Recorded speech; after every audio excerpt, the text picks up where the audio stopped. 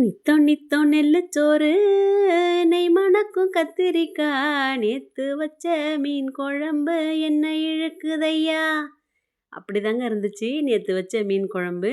நல்லா உப்பு புளி காரம்லாம் சார்ந்து மீனில் நல்லா இருந்துச்சு டேஸ்ட்டு. கவலை மீன் குழம்புலாம் வச்சாக்கா இவங்க சாப்பிடவே மாட்டாங்க. அதுக்காகவே நான் வந்து கவலை மீன்லாம் அவ்வளோவா வாங்குறதே இல்ல. நல்லா தான் இருக்கும். அது என்னமோ இவங்களுக்கு வந்து அந்த மீன் அவ்வளோவா பிடிக்க மாட்டேங்குது. இன்றைக்கி வந்து கவலை மீன் குழம்பு தான் வச்சுருக்கேன். நைட்டு வந்து சுட சுட சாதம் வடித்து இந்த குழம்பு தான் ஊற்றி நீங்கள் சாப்பிட்ணும் அப்படின்னு நான் காலையிலேயே சொல்லிட்டேன். மீன் வாங்கணுன்னு சொன்னேன்ல, அப்பயே நான் சொல்லிட்டேன். சரி சரி செய்ப்பா அப்படின்னு சொல்லியிருந்தாங்க. அதே மாதிரி சாப்பிட்டு பார்த்துட்டு நல்லா இருக்குன்னு சொல்லியிருந்தாங்க குழம்பு. வறுத்த மீனும் நல்லா இருக்குன்னு சொல்லியிருந்தாங்க. சக்ஸஸ். சாப்பிட்டு பார்த்தா தானே தெரியும். சாப்பிடாமலே பிடிக்கலன்னா எப்படிங்க?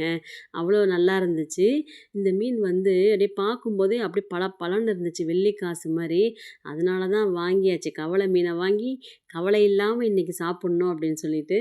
1 மீன் 2 மீன்லாம் வச்சு சாப்பிட்லங்க.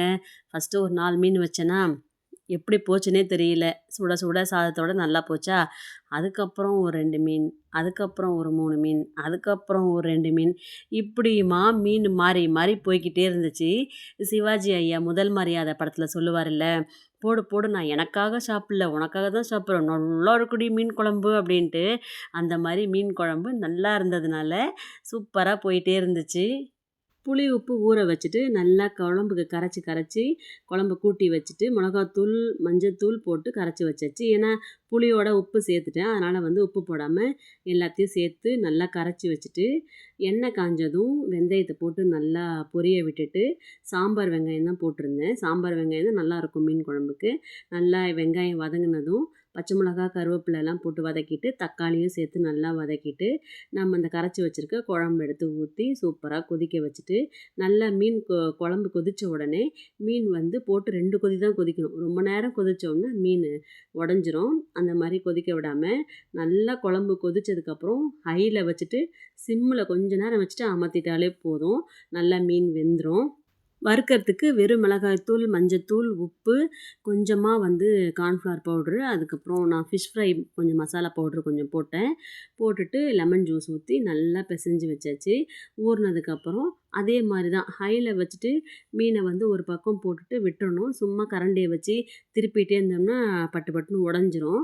நல்லா ஹையில் வச்சுட்டு இந்த மீனை எடுத்து வச்சதுக்கப்புறம் சிம்மில் போட்டு நல்லா வேக விட்டுறணும். அதுக்கப்புறம் திருப்பி விட்டுட்டு சிம்மிலே வேக வச்சாலே போதும். நல்லா வெந்துடும் மீன். உடையாமல் அப்படியே இருக்கும். இந்த மாதிரி மீன்லாம் வந்து நம்ம சாப்பிட போகும்போது வறுக்கணும் சுட சுட.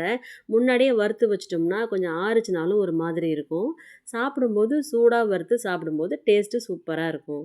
இந்த வீடியோவை நீங்கள் பார்த்துட்ருக்கீங்கன்னு வச்சுக்கோங்களேன்.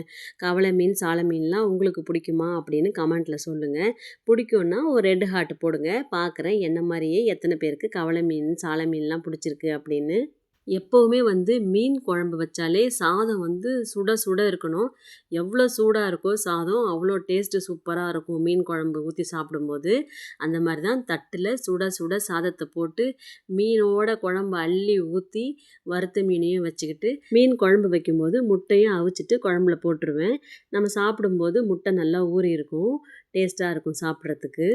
யார் தான் மீன் குழம்பு வைக்கல, யார் தான் முட்டைய அவிச்சு போடல, நம்ம எல்லாருமே சமைக்கிறது தான். செய்யாதவங்க ட்ரை பண்ணி பாருங்கள். Okay bye. நெக்ஸ்ட் வீடியோவில் பார்க்கலாம்.